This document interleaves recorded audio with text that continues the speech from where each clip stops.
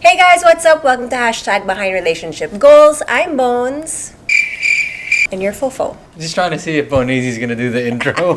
Because she hasn't done the intro in so long. But welcome to Hashtag Behind Relationship Goals. Soba and Chia are somewhere running around. Leon is sleeping. And we have another episode regarding... Parenthood, or at least the process of giving birth. Yeah.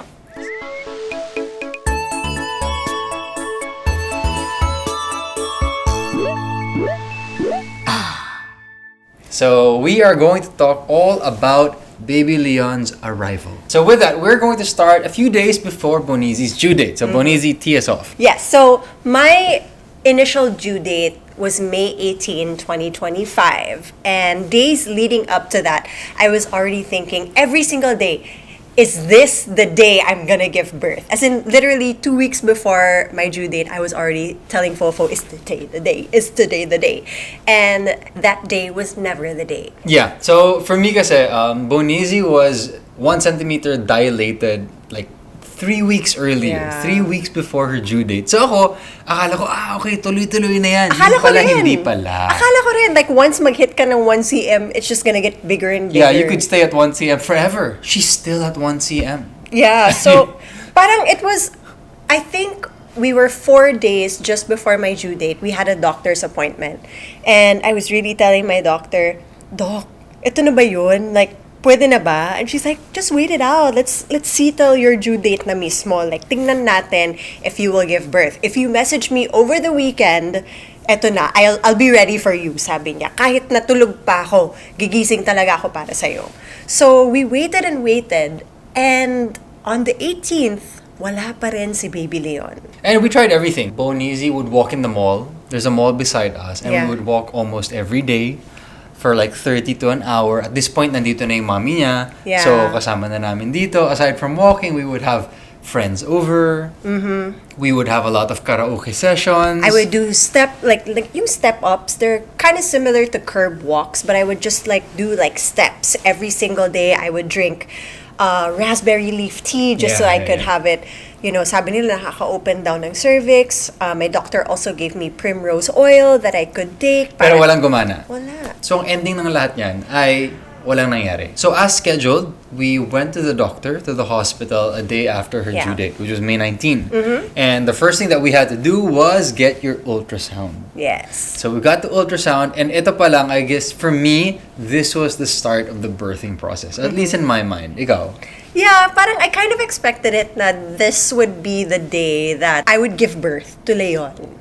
But I just didn't know how fast the day would go. Yeah. But for me, that was the start kasi the doctor already briefed us. Sabi niya, okay, before you even see me, I need you to get this ultrasound because this ultrasound will basically set the tone for what we can do during your induction process kasi i-induce na ng doctor namin si Bones. Yeah, so basically we did an ultrasound. I forgot which kind of ultrasound it is, but it lets the doctor check how the baby is in the sac, how much amniotic fluid you also have so that they can see the condition of the baby. They want to see the heartbeat, the position, para at least pagdating namin doon sa OB ko, she could already decide kung ano yung proseso na gagawin namin. And yung estimate dun sa final ultrasound ni Bones was that Leon was going to be 8 pounds. Yeah. So dun pa lang Estimate medyo, lang, estimate pa lang yun. So dun medyo natakot na kami kasi parang ang laki.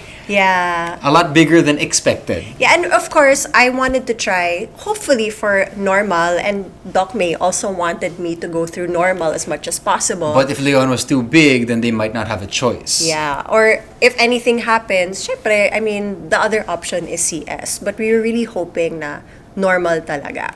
Although I must share na parang during that final ultrasound, there's always anxiety because you're waiting for a result.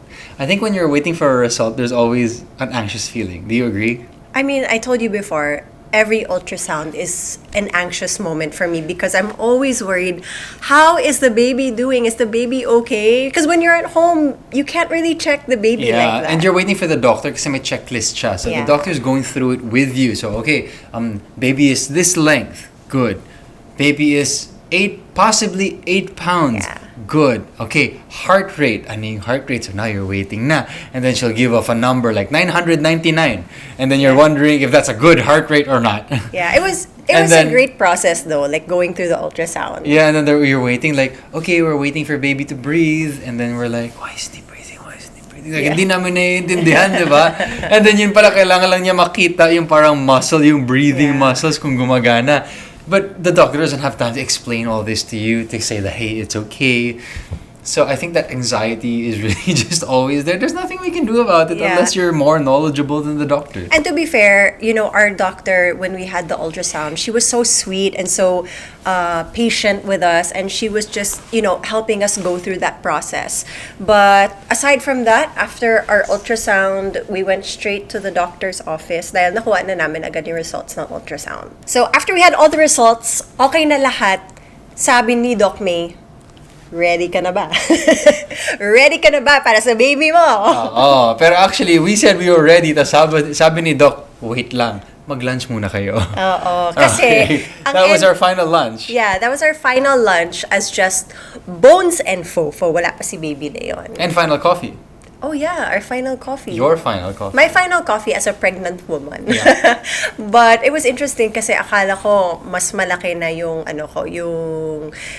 measurement nung inai ako ni Doc. Pero 1 cm pa rin ako nung chinek ako ni Doc May that morning. Yeah, so what we did was we went out, we had lunch, we waited for the birthing room to get prepared, and then sometime in the afternoon, we went back to the hospital and we checked in. And we just waited there until Doc May arrived. I think doon sa hospital namin, unahan sa mga birthing room eh. So sa pagkakaalam ko doon sa hospital na pinuntahan natin is 2 lang yung birthing rooms nila. Yeah, and so, then there's also a talaga. natural birthing area, I think. I think so. I'm not sure. But anyway, they're a bit different lang in configuration and you can't reserve. Yeah, yung so, isa kasi may water birthing area. First come, first serve siya. So whatever's there, that's what you get. Yeah. So luckily enough for us, I think we got a really nice one. Yeah, we did. It was a did. very, very big room. Nagulat ako. So there was Bonizi's bed in the middle. Yeah. And then there was a sofa where I could stay. Yeah.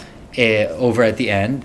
And as we got in, the first thing that they did was just get everything connected to Bonizi. Yes. So they connected all the wires to check my heart rate and another one to check the baby's heart rate. So I had 2 things, one here on my hand and another heart rate monitor on my belly to check for Leon's heart rate.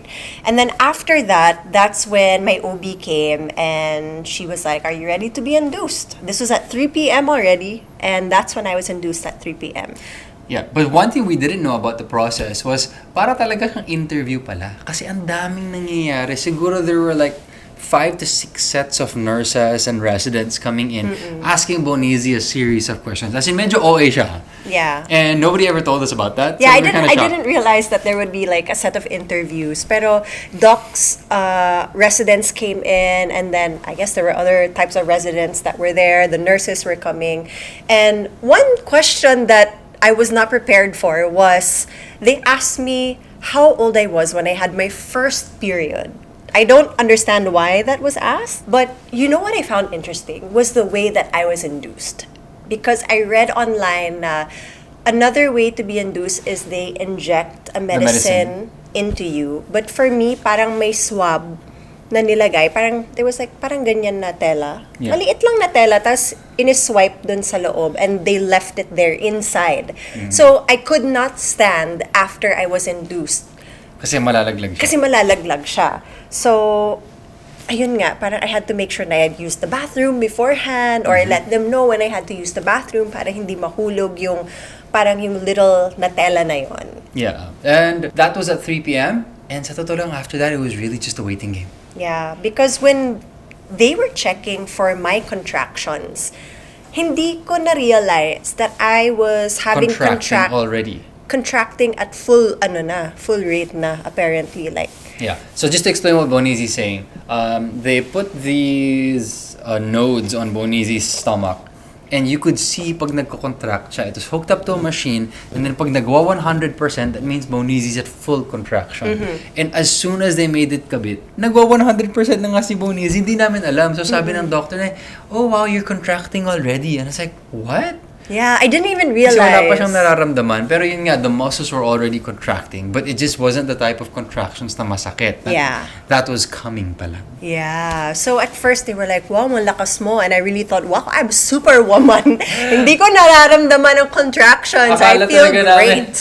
Akala talaga namin na 1 in a million si Bones na, wow, hindi ka ba masasaktan sa pregnancy na to? I know. I was like, wow, am I gonna go through this smoothly? So happy kami. But little did we know that would change later on. So from 3 p.m. onwards, it was just us chilling. So me, I was just preparing the camera, charging the phone, laying out all of the stuff, like what Bonizi needed. She had her snacks in one area, and then I laid out her slippers na gusto niya na malambot.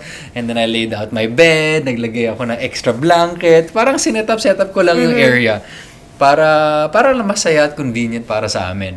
And all the way until 7 p.m., nothing was really happening. Yeah, you were just playing TFT, losing game after game. Yeah. So ako, ready ako. Sa totoo lang, that was the height of my TFT gaming. Yeah. So, waiting was not a problem for me. So, sa totoo lang, sobrang bilis ng oras para sa akin kasi TFT lang ako ng TFT and I loved it. Yeah, my goal at that point was to really get as much rest as I could kasi I didn't know when I would give birth. Yeah. And it could happen anytime, and I wanted to be well rested. I wanted to have energy, and I was so excited. Like honestly, I didn't have to sleep because I was just like, let's give birth now. I'm so excited now. Like let's get this baby out of me. But we decided na sleep as much as I could kasi nga anytime. And we actually had it was in the vlog when we kind of guessed when Leon's arrival time would be. I think, we were guessing. So we kept trying to guess. The doctors would say, hindi, tomorrow pa yan. Yeah. And then ako, parang syempre, you thought madaling araw. Yeah, I was thinking madaling araw or sana before midnight. And ako naman, I thought around mga 8 a.m. darating si Leon. Yeah, so we were really just waiting, and then maybe every so often, not even every hour. Like every couple of hours, there would be a doctor who would come in and then check Bonizi to see if she was dilating more. And at 11, siguro mga 10, 11 p.m., wala pa rin. 1 cm pa rin si Bonizi. But at that point, Fofo, mga 11, sumasakit na. I really had to pee.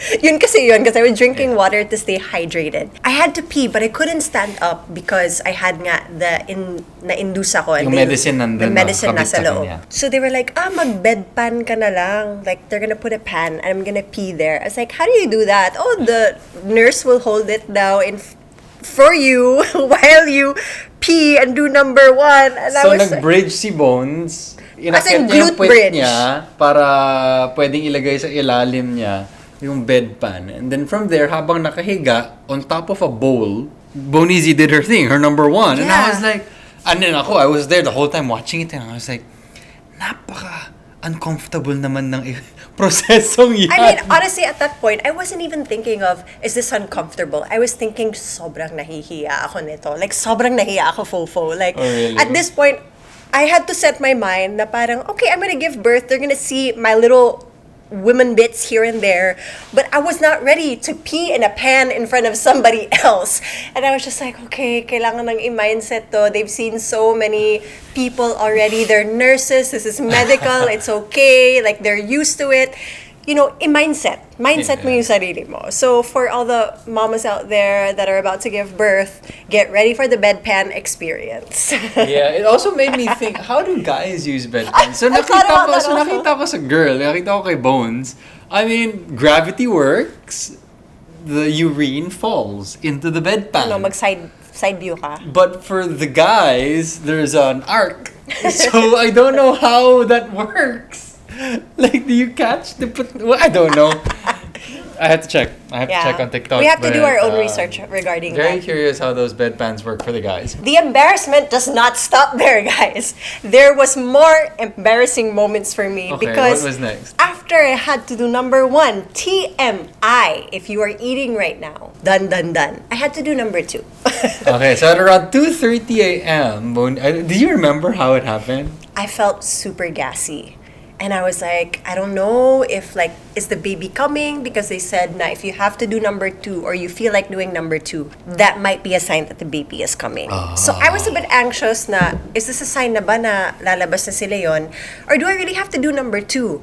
So we asked them, oh, can I go to the bathroom? Because I feel like I might have to. Please help me. I'm so gassy. So they're like, okay, go na. Pero kailangan may umalalay. So Fofo, being the only person there with me, went with me to the bathroom to help me do number 2.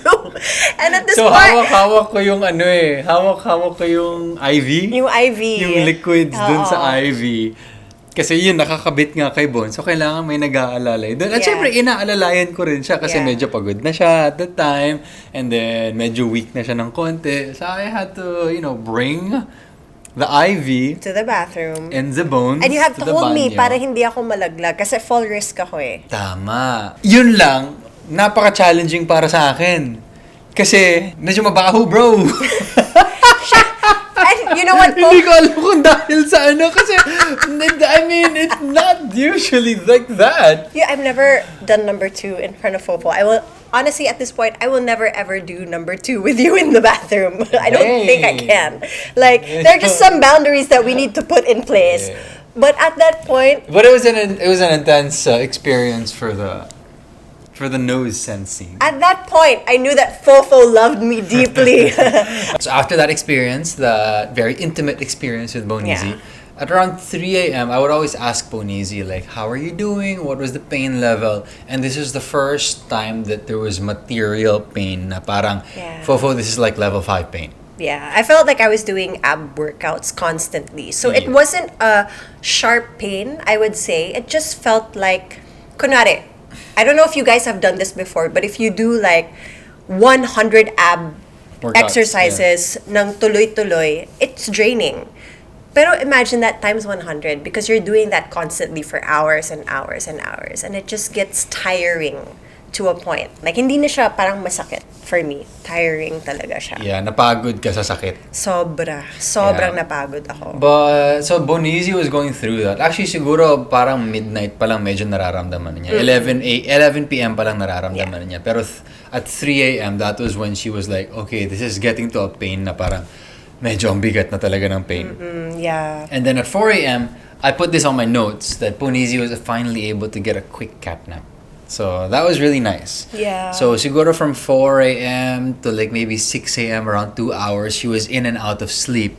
And then at 7 a.m., so this was 16 hours. 16 hours from the time we came in. The doctors came in and then they said, okay, Bonizi, we're going to test you again. IE na ulit. And they finally said, okay, hindi ka na 1 cm. 4 cm ka na. And ibig sabihin nun, she finally had the go signal for the epidural. And of course, I said yes! And eto na nga, Bonizi at that point was basag na basag na. Super. Basag na because she was going through constant pain. I think at that point, siguro mga 7 to 8 hours of pain already. Yeah. Of just going through it. Para it wasn't super sharp pain, but it did seem like very heavy, constant, continuous pain. When you mix pain with yung pagod dun sa nararamdaman ko, I feel like it was at a level 8 already at that point.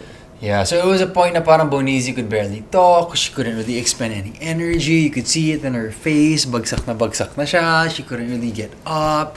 And at 7:30 a.m., the one who was going to administer the epidural comes in.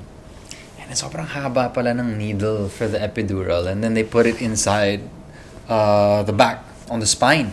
So I just woke up from a nap. So I was on the other side. I was on the far end of the room. And then they were like, oh, Sir Mick, we're going to put the epidural na. And I was like, okay, game. And I didn't want to bother. So ayoko na lumapit kasi baka diba in the zone na sila. Yeah. So ayoko nang manggulo doon. They sat Bonizi up. They had to support her. A guy had to support me because I was so heavy. She sat on the bed. And then the doc said, okay, we're going to do this na. 3, 2, 1. And then Bonizi, ganun lang siya. 2 seconds after nabigay ng doc yung epidural, Bonizi suddenly goes, Fofo, we can have another baby. Like, instant, as in no joke. I 2 was ready. seconds. I was like, what is that? Anong klaseng drugs yan? Bakit ang lakas? As in talagang shift 1,000,000% change. She just suddenly, and that was the first thing she said, Yeah. Fofo, we can have another baby. Yeah. This is good. And I was like, wow. I knew, even before I gave birth, that I wanted the epidural because all the friends that I talked to that went through it said, just do it. If you don't like pain, just get the epidural. So I knew that was part of my birthing plan, was to really have that epidural. And I'm so happy I did it because I knew that deep inside, hindi ko talaga kakayanin kapag walang epidural. Yeah, and you know what, for me, I mean, it was really funny. I was actually kind of laughing when she said that kasi nakakatawa yung reaction niya. But at the same time, it was a lot of relief off my shoulders because I was thinking, okay, at least hindi ko na kailangan intindihin na sobrang sakit yung pinagdadaanan ng asawa ko. Okay, so how are you feeling aside from that at this point? Because me, I was just focusing on giving birth and focusing on my well-being and really focusing on my breathing. That was the most where I put all of my focus. It was in my breathing. What about you? How are My you feeling? focus was always on the baby's heartbeat. So aside from the contractions, you could see on the monitor the heartbeat of the baby. And then they said, okay, the heartbeat's really just going to keep going up and down, up and down. But like I said, I can't really read that monitor or that graph. So it's just anxiety-inducing when you see it like going super high or super low. And then Yeah. parang, hala, bakit ayaw umakit yung heart rate? And then yun, dun sa mababa, biglang sisipa, ay, bakit ayaw bumaba nung heart rate? Masyado mataas. Yeah. So, I mean, I guess it's just the normal anxiety that you would go through because the not knowing is just, yeah, that's just it. It's just, ang bigat lang talaga Yeah. not knowing. Yeah. So, I think that is what I was focused on, and there was Okay. nothing else that I could focus on because I didn't really know any better. Yeah, yeah. Well, after that, I'm glad you say that because not a lot of people get to focus on the dad during birth. It's always the mom, diba? Yeah. Kasi syempre, the mom is the one going through all of these things. But of course, the dad is also there as a support system or whoever may be there with the mama that's about to give birth. Yeah, so for me, sa totoo lang, the only significance I felt there was to just ask questions whenever the doctor was in. Because Bonizi might not be in the state of mind to think about questions. Wala So talaga. parang, I was thinking, Doc, okay lang, I saw the heart rate go like this and like that. It's like, okay, that's okay, sir. This is what's happening. Yeah. And then I was like, si Bonizi, parang yung contractions niya biglang humigpit, parang they're closer Yeah. together. Is that okay? Is there something I should look out for? So for me, I felt like that was my job to just be as aware as I could. Yeah. Because the doctors and nurses weren't going to be there all the time anyway.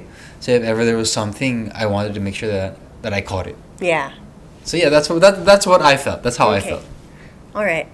Well, moving on, after I got the epidural, I was able to actually take a quick nap. Yeah. They said, after you get the epidural, baka mga 4 to 6 hours pa bago dumating si baby. So Tama. we're like, So they were saying- let's take a nap. Yeah, so mga 7 a.m. yun, sabi nila siguro after lunch pa to. Yeah, after lunch, yun yung estimate namin. So we're like, sige, tulog tayo.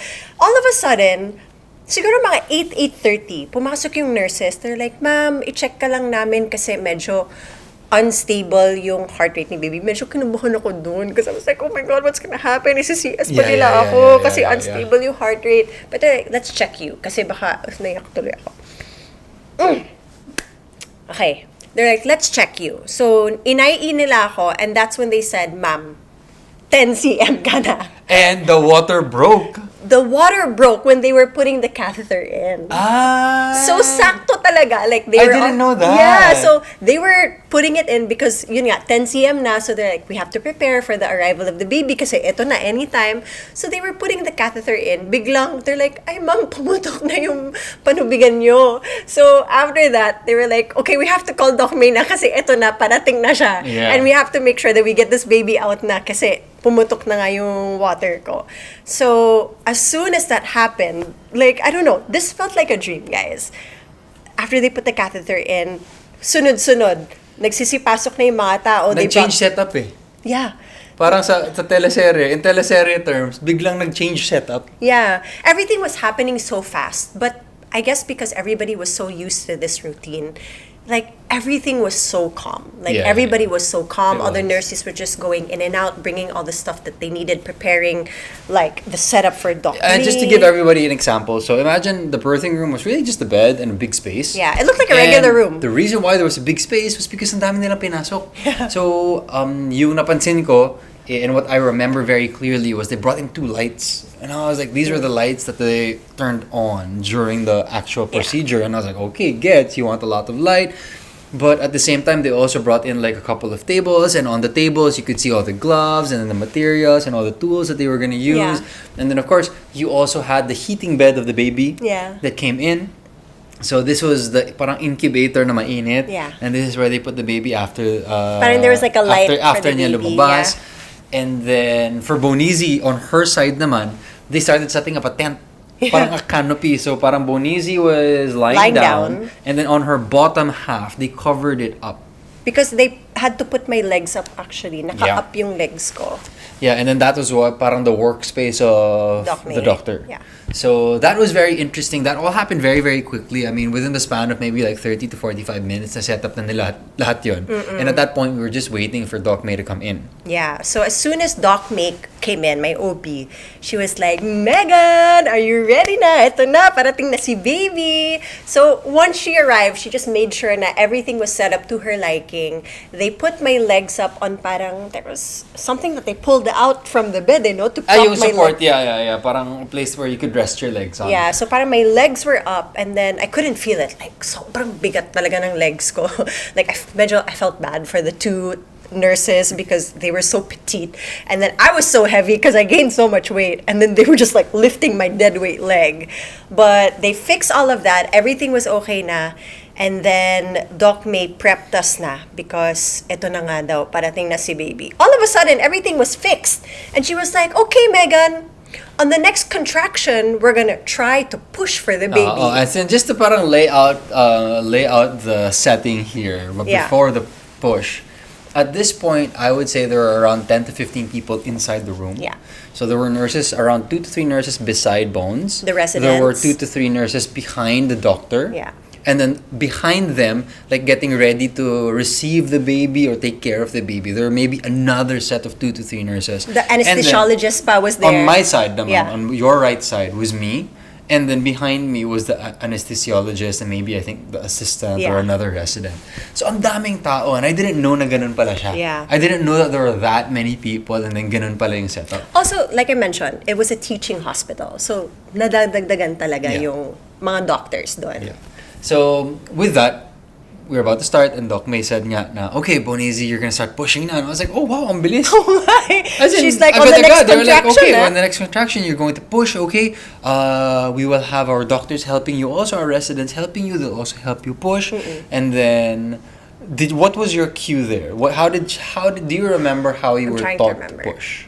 Parang, I think she was like, it's like you're doing a core workout and you're pushing, like you're pooping, but you're also like doing a core Yes, workout. I remember intense. that. You're parang pooping and core workout. Parang Okay. siyang core workout na you're holding but pushing it at the same time. It's kind of difficult to explain, but like once you're there, I think parang may muscle memory na siya, especially if you Yeah, work what out. I remember naman was Doc said na sasabay tayo sa contraction. That's why we need the monitor. As soon as you start contracting, that's when I'll tell you to push. And we push for 10 seconds and then we'll rest and wait for the next contraction. So Bonizi was like, game. And then ako, game naman ako. Diba parang, okay, ito na yung totoong laban. So ito na nga. She pushes. Okay, 1, 2, 10. And then the doctor said, oh my God, that is a great push, I Bones. see And the then ako hair! naman, I see the hair! Sabi niya. tama. Then I was like, wow, okay. Si Bones, okay. Sana, konti na lang to. Second push, Megan, okay. I see it. Okay, 3, 2, 1, push! And then ako, hindi pa ako ready parang about to get in the zone pa lang ako. Doon sa second push, ready, Megan, 3, 2, 1, shoot! Baby has arrived!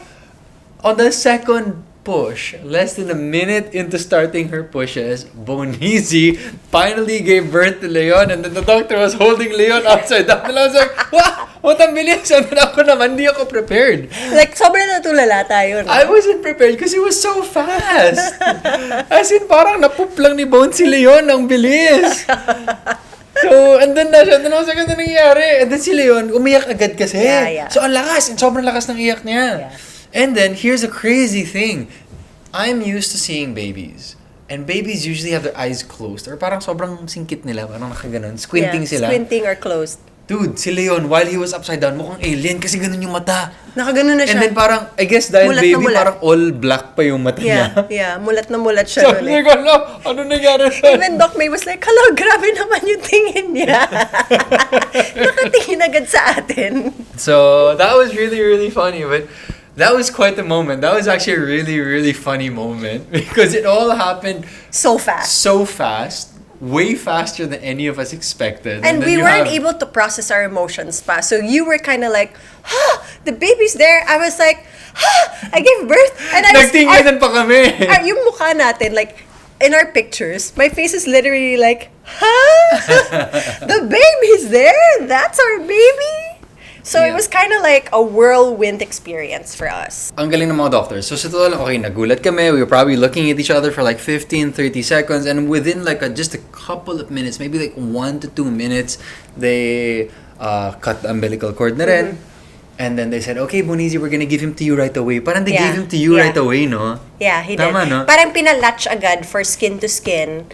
Pero super saglit lang. Like, he didn't even super latch. Like maybe like 30 seconds also. Yeah, super fast lang because they had to get the baby to check for his vitals and clean him up and put him in the little heating area. Yeah, and I remember as they were transporting Leon from under you, from your feet, to you, which was probably like 20, 30 seconds, they were also pumping out the fluids from him. Oh yeah, I remember that. Parang linalagyan ng pump, and then I was like, wow, ang lalim ng Like, pump. they were oh. like, chuk, chuk, and then I see the they water would take come it out. and you would see all the fluids coming out of Leon, and he was like, I think that's kind of why I was like, medyo natulala ako kasi I was like, whoa, that's what happens when the baby arrives. Like, there's just so much liquid coming out of the baby. yeah. It was I'm kinda- like, it whoa, was this is kinda kind of like funny. interesting and funny at the same time. it's kind of like, syempre, nung parang nasasamid siya na ewan. So it was also kind of funny.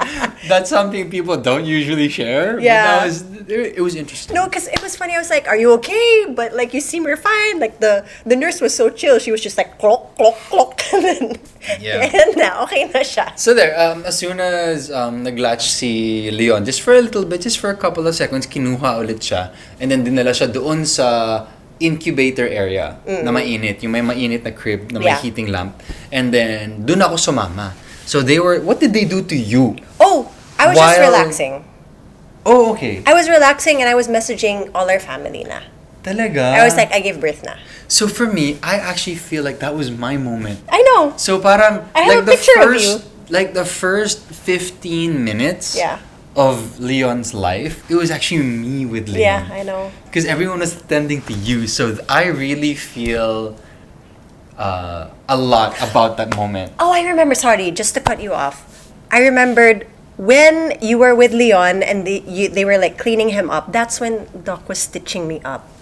That's when, and they were cleaning me up and cleaning the area, and then they were checking like my vitals.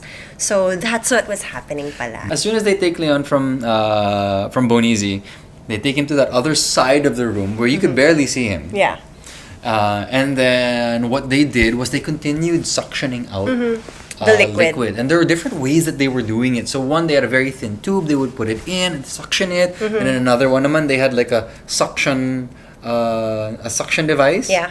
That we would use for the kulangot of Yeah, Leon. something like that, yeah. They would just put it in his mouth, and then you could see so much fluid Yeah. coming out. Talaga. And I was like, whoa, that's cool. And then Leon's always just choking. I was like, so I was like, oh, okay, what's happening here? And then aside from that, they weighed him. And then I remember... How much did he weigh? He weighed 6.4? 4 or 7? No, 7 pounds. He was 7 pounds. 7 pounds. Parang 7.1 pounds. Yeah. And it was cool kasi at that time, parang what they did was pinunas nila si Leon. And then the crazy thing, Leon was crying super loud. And it was a funny voice eh. Medyo paus siya ng konti. So he actually sounded like, alam mo yung may ingay na pusa habang natutulog ka, parang nag-aaway ng konti. Hindi nag-aaway yung mga pusa pag gano'n. Hindi, sabihin natin nag-aaway sila. But that's kind of how Leon sounded. So I was kind of like laughing a little bit as I was watching him, because I was like, wow, he sounds kind of funny, huh? But very cute. So Leon was there meowing his head off. And aside from that, the doctors specifically, they weighed him and then they pricked him on the foot to get his blood. Yeah. And then they also put in parang an antibiotic dun sa eyes. Kaya pala mukhang oily yung mata. Yeah. Parang, yeah. It's just, I guess it's just procedure and Medicine protocol for the them. eyes, yeah. And then yun, and then they started just wiping him down. And then after that, sa totoo lang, they just said, okay, sir, this is your time. So I was just looking at Leon. It was so cute. And his eyes were really just open. It was so funny. So me, during that time, I was really just looking at his face. And I was like, ooh, this is our baby. How do you look like? So I was looking at the eyes and the nose and the lips. And then, syempre, parang, kulubot-kulubot pa siya dahil syempre galing siya dun sa loob mo. So I was like, you look kind of funny, huh? Actually, from my POV, that was such an endearing moment. I have a video of it that I took of you guys.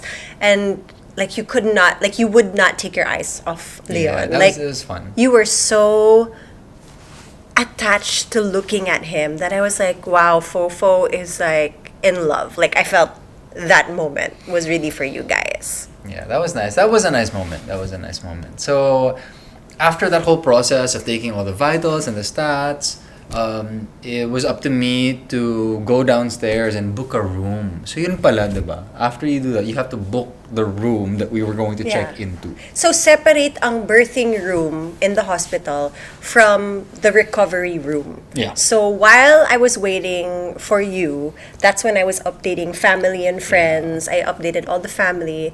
And as soon as I sent the message to the family group, your cousin's wife messaged me and was like, hey, I just gave birth in the room next door. And she sends me a picture of her and her baby.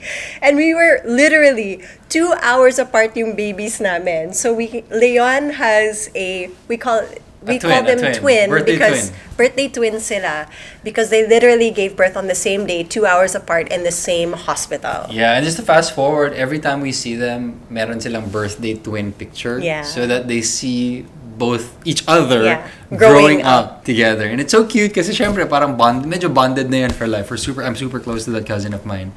So I imagine that Leon and his second cousin is also going to be, they're also going to be super duper duper close. All right, so moving on to you booking that recovery room. How was that process for you? Yeah. Well, that was interesting kasi all of a sudden you kind of had to go back into responsibility mode. Yeah. So that was quite a shift. Kahit tulalay ka. And I imagine some people parang they don't make that shift very well. Yeah. Kasi parang there's so many emotions kasi going on. So I kind of had to make that shift, book it, and at the same time when I got back, I had to fix the room. Because syempre you didn't want the nurses or anyone else touching your stuff. They didn't know what to do with it and they weren't going to touch it anyway. Yeah. So all of a sudden, I had to do so many things all of a sudden. You were the caretaker, basically. Yeah. And medyo mabilis yung pangyayari kasi they needed you out already. Eh. Somebody had to use the room. Yeah, so I had to go down, book the room, call the insurance, ask them what room we could book. And then when I got back up, all of a sudden they were preparing Bonizi and the baby to move out already. So that meant I had to fix all the stuff. Yeah. And I had to make sure na I got all the things kasi ayaw naman natin na may mawala pa. Yeah. And during that point, nag-i-egress na rin yung operating equipment, diba, that they used on you. So I was like, wow, ang dami nangyayari dito. And then, the floor naman was like a war zone. Of course, at this point, medyo nililinis na nila to. But it was like a war zone apparently because syempre ang daming fluids na lumabas kay Bones. Yeah. There was a lot of blood, a lot of bits and pieces. Yeah. So I was like, whoa, ito pala yun. So medyo intense siya. The placenta looks so weird. Oo, yung placenta mukhang alien jellyfish. Yeah, I didn't want to look at it. It was weird. Oh, medyo intense siya. But yeah, so there. I got all the stuff and then eventually we moved to the room. Okay, so we actually got a pretty cool room because sabi ng insurance namin covered yung suite. So we decided to get a suite, which was pretty cool because it's separate. So you have your room and your bathroom, and then there's a separate. It's like a 1-bedroom unit. It's like 1-bedroom apartment. Na There's may a kitchen, and then sala, the bedroom. kitchen, sala, and my dining area. So it was actually the perfect size for us kasi we had so much family and friends visit, and our family is pretty big, so it was great having that separate space for them. And if I needed alone time while they were there, we could just close parang the separator for the room. Yeah. And FYI, so moving to like the finance part of this whole ordeal, in the hospital that we were in, apparently there's tiering. And this is explained to us in this way. Depending on the room that you get, there's a multiplier to everything that you will be charged by from the hospital. So example, let's say the birthing or sample and the birthing procedure was 10,000 pesos. If you get the regular room, you'll be charged 10,000 pesos. Yeah. And then let's say parang you used like alcohol, which was like 100 pesos, or etc., which is 500 pesos, you'll be charged 100 and 500. But if you get the suite, you'll be charged 2x of everything. So the operating expenses it will become 20,000. The cotton and alcohol will be 200, and the other things will be 1,000 pesos. Yeah. And then if you get like the highest tier, the presidential suite, you'll be charged another multiplier, which could be 3x, 4x. I think the highest room is like 5x maybe. Oh my Parang gosh. ganon. So it's not exact, but that's the basic concept that was explained to me. And I had no idea that that is how it worked. Yeah. So Buti na lang. FYI, para sa lahat ng mga anak dyan, para sa lahat ng mga baby dyan, magkaka-baby dyan, that is what happens in some hospitals. I don't know if it happens in all hospitals, but I think it's a really, really good piece of information to help you plan. Yeah, and just make sure na parang you know what kind of expenses you're gonna be doing. Kasi kahit na, for some people kasi they tend to get like a birthing package. Yeah. So parang there's a base rate for what they're already gonna spend. But in case that there are emergency situations, nag-iiba din yung package nila pag ganon. Yeah, so for us, I mean, to be honest, we got the suite, but not knowing that there was a huge multiplier from between getting a regular room and a suite. It went above what we expected to shell out for the whole birthing experience. But at the same time, I mean, there were aspects of it which played out nicely. Kasi yun nga, I had a cousin who was there. Also, sabay namin, sabay ni Leon. So, ang daming family na pumunta rin. Yeah, so, medyo sulit kasi there was a place and area for all the family to hang out. Yeah. I think to summarize and tie this topic into a neat bow, you should always ask all the doctors that you come up to and ask them what expenses will be incurred. Yeah. Para you can easily plan out what you're going to spend and how much budget you need for whatever birthing experience you're going to have. Yeah, and especially if you are planning your pregnancy and planning, how many children you're gonna have. If kaya, it does really help to have a little bit extra just for emergency purposes. But it does help to ask. We could have asked more, sa totoo lang. Like, we could have asked about the multiplier. Yeah. We could have asked how that affects us exactly. Kasi sasabihin naman nila, hindi naman siya sekreto. Yeah. And hindi nakakaya if magtatanong ka dahil hindi mo alam. Okay lang talaga yun. Of course, there's an initial hesitation, but mas importante na malaman natin. Okay. So with that, we're actually winding down with this episode. We actually had so much more planned, pero ang dami pala nating kwento regarding the birthing experience mismo. Yeah, so parang this podcast is just about the birthing experience, and in the next episode, we'll discuss how it was for us in the recovery room and 48 hours after the birth. But with that, Bones, what's your takeaway for yourself? Like, if we were gonna have a second baby, which Bonizi has been saying she wants one. So very different mindset na si Bonizi. She wants it.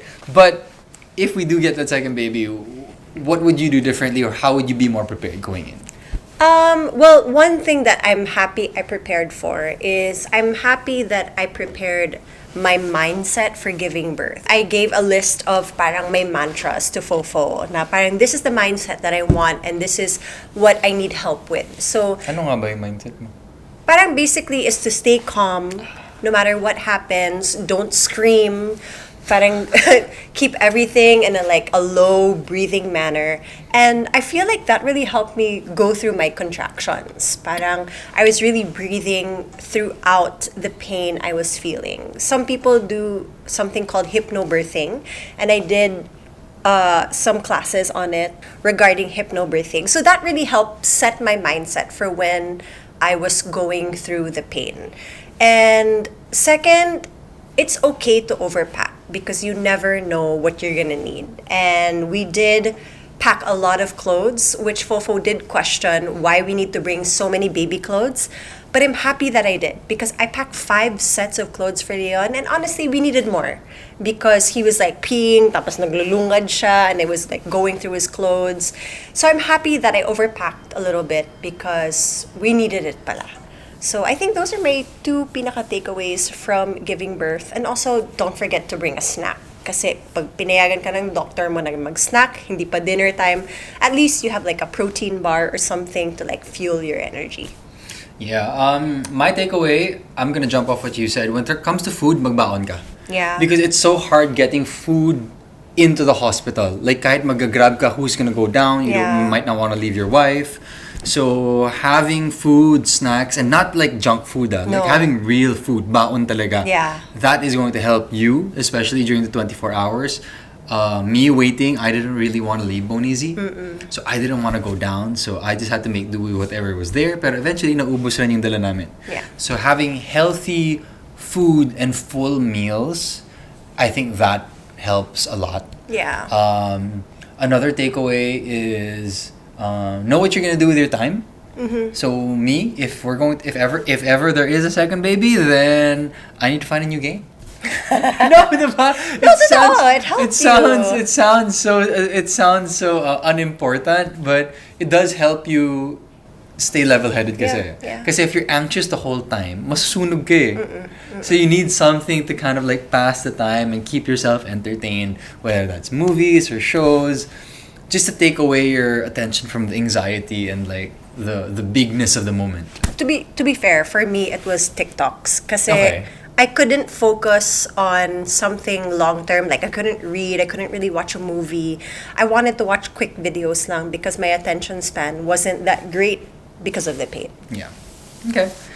But yeah, so that is it. That is the birthing experience of Bonizi as she gave birth to Leon, and Fofo was there just supporting. And Thank you, Fofo, for supporting me. experiencing. But with that, that is our podcast. This is hashtag Behind Relationship Goals. I am Fofo. And I'm Bones. Leon's over there. Sabachigo over here. Viank's behind the cam. See you guys in the next episode. Bye.